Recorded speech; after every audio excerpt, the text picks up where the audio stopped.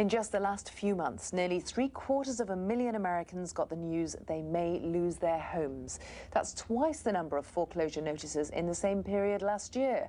Rajesh Merchandani reports from one of the worst hit states, California. In one of the richest states in the country, 1 in 65 homes is now at some stage of the foreclosure process. California has more homes at risk than any other state, but neighboring areas are also suffering greatly. Las Vegas, Nevada, where fortunes change rapidly.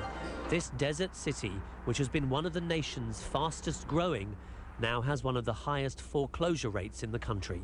Statewide, 1 in every 43 Nevada homes now risks repossession. So what we're seeing right now is a perfect storm which is led primarily by 3 elements. Number 1 is a generally soft economy, which obviously exists in the Southwest. Number 2 is tight lending standards because the banks are in trouble and can't extend credit to borrowers. And number 3 is declining house prices. Generally speaking, in the Southwest, there have been a great run-up in house prices, and now they're falling harder. Yet this is undoubtedly a national crisis, and it's getting worse. In 48 of America's 50 states, foreclosures are up this year. And not only are more people at risk of losing their homes, fewer people are buying them. Sales of new builds have fallen 7 times in 8 months, and sales of existing homes are at their slowest in a decade. The news comes as politicians work on a deal to help borrowers and the nation's 2 biggest lenders, who between them guarantee half of America's mortgage debt. Homestead in Lancaster. The new data shows more properties are ending up like this, at auction or repossessed by banks. Analysts say it's a sign bad loans are being purged from the system, which should help the housing market settle. But experts warn if more people default on their house payments, any recovery could be even further off. Rajesh Merchandani, BBC News, Los Angeles.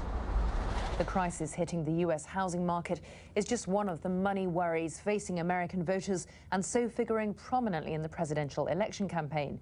The BBC's Andy Gallagher reports on the sacrifices that consumers are having to make and how that could affect their political choices. The doom and gloom of the American economy. For sale signs, foreclosures and rising fuel and food prices. These images have become all too familiar, and they're not going away anytime soon. When the economy is doing well, people look outward and they start looking more at the rest of the world. But when the economy is faltering, as ours clearly is, then people start looking at their own wallets. Instead of gas guzzlers, Americans are turning to cheaper modes of transport, and they're doing it in droves. Last summer, I probably filled my scooter twice and spent, I don't know, $18, $20 on gas the whole summer. Sales for mopeds have increased dramatically. Businesses like this one can barely cope. They can't keep up with the demand. They weren't expecting it. And frankly, it's really not their fault.